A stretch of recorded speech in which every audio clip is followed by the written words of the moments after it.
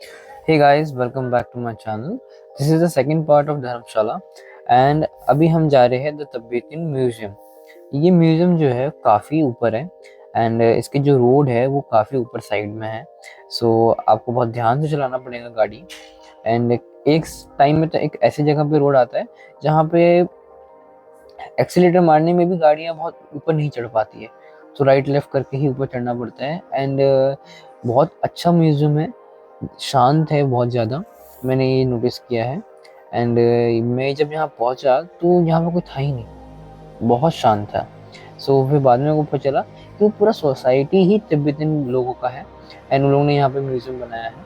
Museum जो है काफ़ी ही अच्छा दिखता है, एकदम नीट एंड क्लीन है अंदर से भी एंड काफ़ी अच्छा है। यहाँ पे ये आगे जो है दिख रहा है ये पूरा म्यूज़ियम है, ये बेसिकली म्यूज़ियम का एंट्रेंस है एंड ये पूरा सोसाइटी है उनका जहाँ पर वो लोग रहते हैं।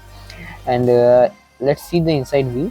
इनसाइड में आपको एक काइंड ऑफ स्टोरी लाइनअप है कि कहाँ से तिब्बतन स्टार्ट हुआ ये कल्चरल एंड क्या क्या इनकी जर्नी है, कौन कौन वॉरियर्स थे इनमें एंड कहाँ से स्टार्ट होके किस साइड गया, देन चाइना से इधर एंड हर चीज़ एक काइंड ऑफ इसमें शोकेस किया गया है म्यूजियम में।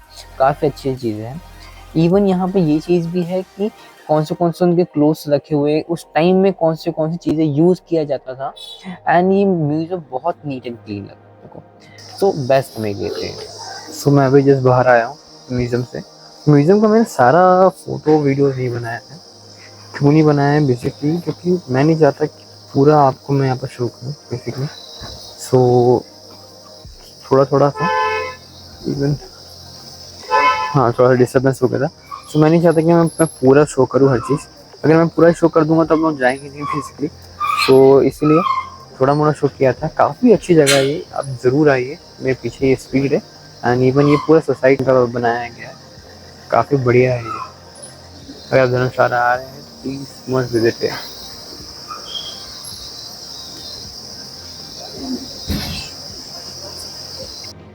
आफ्टर तिब्बतन म्यूजियम हम लोगों ने डिसाइड किया कि हम लोग मैक्लोडगंज चले जाते हैं, क्योंकि एक जो हमारा पार्क था मिलिट्री पार्क वो रह गया था एंड हम लोग बहुत मॉर्निंग में निकला था तिब्बतन म्यूजियम के लिए, अप्रॉक्सीमेटली 9 और 8 ओ क्लॉक।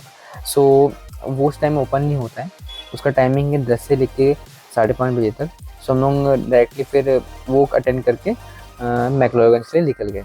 मैक्लोडगंज के लिए रास्ता सिंपल है, आप उतना भी ज़्यादा डिफिकल्ट नहीं है, बट जो सीनरी है काफ़ी अच्छी है।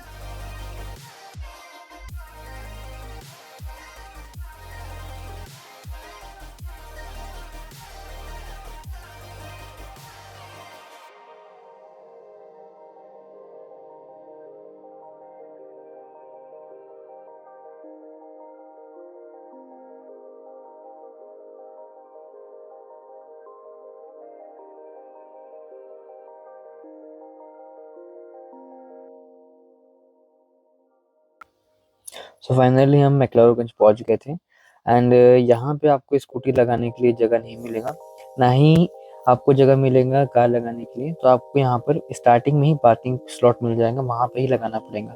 इफ इन केस आप गलती से भी मार्केट में पहुँच गए तो आपके लिए बहुत दिक्कत होने वाला है, तो पहले ही लगा लीजिए। और देन उसके बाद वो मार्केट में बस 4 गलियाँ हैं, उसमें बहुत ज़्यादा भीड़ होती है। एक साइड में जो फर्स्ट कॉर्नर में जो गली मिलती है वहाँ से आपको स्ट्रेट चलना है एंड देन उसके बाद आप पहुँच सकते हैं दलाई लामा टेम्पल। दलाई लामा टेम्पल वो टेम्पल है जिसमें कि उनके बारे में बताया गया है और सारे के सारे तिब्बतियन ही लोग वहाँ पे मिलेंगे आपको। ये उनका मेन डोर है जहाँ से यहाँ से एंट्री होती है एंड ये मेन स्टैचू है। आपने काफ़ी जगह इसके फ़ोटो देखे होंगे।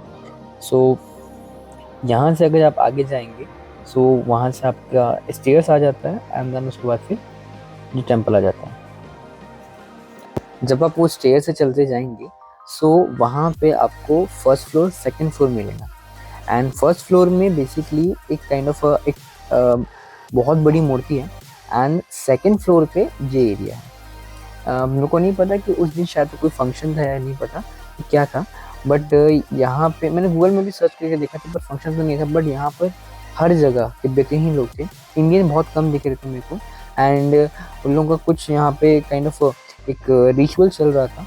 ये जो जगह है काफ़ी पीसफुल लगी मेरे को, साइड में पहाड़ दिखते रहते हैं एंड हर जगह जो है तिब्बतन लोग हैं थोड़ा डिफरेंट कल्चर है, सो आप यहाँ पे ज़रूर जाइए। And this is a main temple जो कि सेकंड फ्लोर पे है। एंड सब लोग यहाँ पर फोटो वोटो खिंचाते रहते हैं, तो यहाँ पे कोई रिस्ट्रिक्शंस नहीं है। Dalai Lama temple.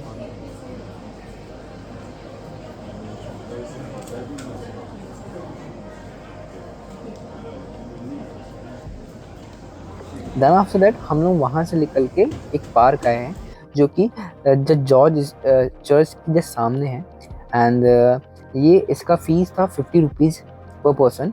And ये जो पार्क है उतना ज़्यादा ही वेल डेवलप नहीं है, बट वो एक काइंड ऑफ जो एंट्री है वो काफ़ी फैसिनेट लगी, उसमें मैं यहाँ पर आ गया।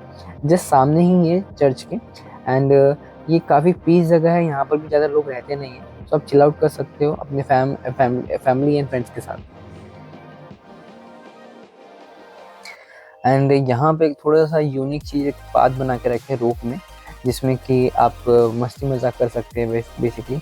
एंड ये जो पाथ है वो काफ़ी लंबा है, सो आपको पहले टॉप में जाना है, देन वहाँ से देन उसके बाद ये रहता है। सो ये आपको डायरेक्टली वहाँ पर पहुँचाएंगे जहाँ से हमने एंट्री किए थे। देन उसके बाद हम लोग डायरेक्टली गए चर्च। ये चर्च बहुत मशहूर है, सबको पता है, इंटरनेट में भी बहुत ज़्यादा फेमस है। एंड ये चर्च के लिए आपको कोई फ़ी एंट्री नहीं लगती। मैक्लोडगंज एंड धर्मशाला के बीच में पड़ता है ये चर्च। सो पहले आप मैक्लोडगंज की चीज़ें देख लीजिए, देन आफ्टर दैट रिटर्न में इसको आप कवर अप कर सकते हैं। खाने पीने की जो चीज़ें हैं, जैसे कि हम लोग मॉर्निंग से निकले थे, तो हम लोग मॉर्निंग में ब्रेकफास्ट कर लिए थे धर्मशाला में, एंड लंच के टाइम में हम लोग यहाँ पर आ गए थे, तो यहाँ पर भी लंच के लिए हमको मौका नहीं मिल पाया। मैक्लोडगंज में आपको मिल सकता है, उसके बाद फिर बीच रास्ते में कुछ भी नहीं मिलेगा, जैसे कि फल फ्रूट है वो ही खा सकते हैं। एंड ये चर्च का पीछे साइड एरिया है जहाँ पर आप फोटो खिंचा सकते हैं। एंड ठीक ठाक एरिया है, जैसे कि जंगल जैसा है। वो पार्क, वो चर्च कंप्लीट करने के बाद हम लोग ने डायरेक्टली धर्मशाला के चले हैं। मेरा थर्ड डे जो था वो पालमपुर गया था। एंड वो जो जगह थी वो बहुत दूर है यहाँ से, जिसमें के लिए मेरे को अप्रोक्सीमेटली 2 घंटा लग गया। एंड जो वहाँ पे मेरे को ऐसा कुछ सीन नहीं लगा कि हमको जाना चाहिए। एंड बट जो सीन थे काफ़ी अच्छे थे, सो आपको एज अ ड्राइव करना है तो आप जा सकते हैं।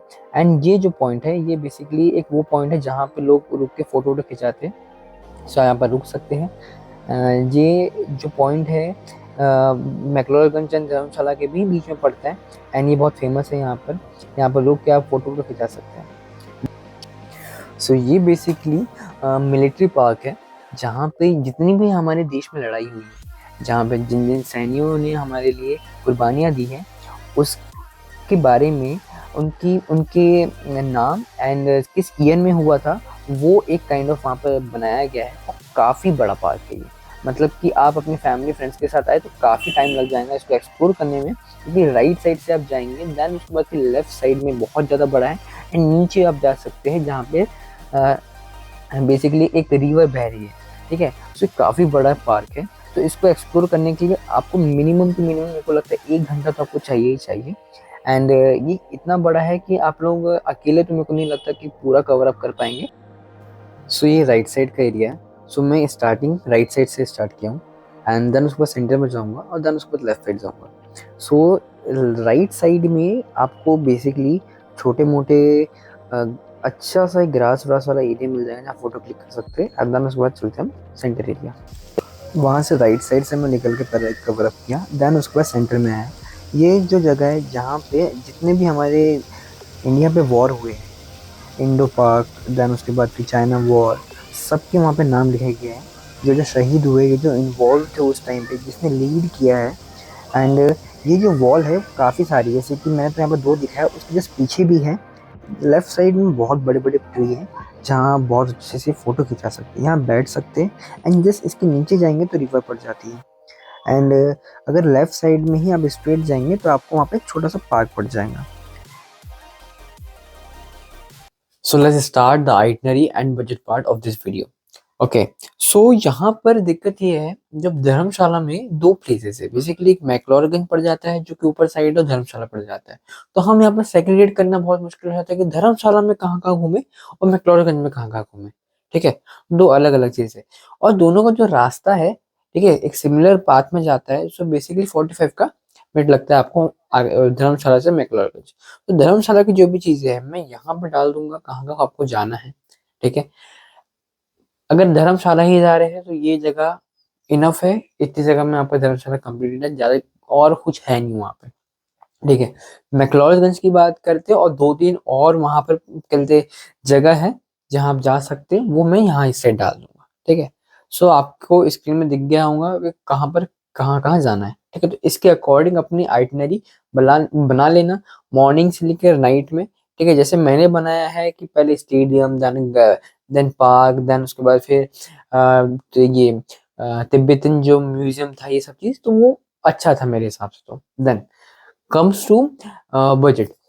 बजट वाले पार्ट में ऐसा सिनेरियो है हमारा कि दिल्ली से देहरादून का जो है वो धर्मशाला का वो 1,000 रुपये है, वो आपको लगेगा ही लगेगा। नेक्स्ट हम लोग आते हैं ट्रैवलिंग जब अंदर करना है मैक्लोडगंज से, यहाँ से वहां से, सो आप वहां पर कैब भी कर सकते हैं जो कि कॉस्ट करेगा आपको 1,500 रुपये पर डे का। ठीक है। तो मेरे हिसाब से आप स्कूटी करें, स्कूटी का प्राइस मिनिमम 500 रुपये है और मैक्स टू मैक्स 700 रुपये जाता है। ठीक है। तो यहाँ पर हमने पकड़ लिए 500 रुपये।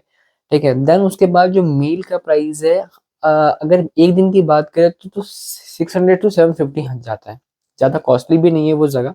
ठीक है। और मैंने कहाँ मील खाया, मैंने अपने होटल में ही खाया मेनली।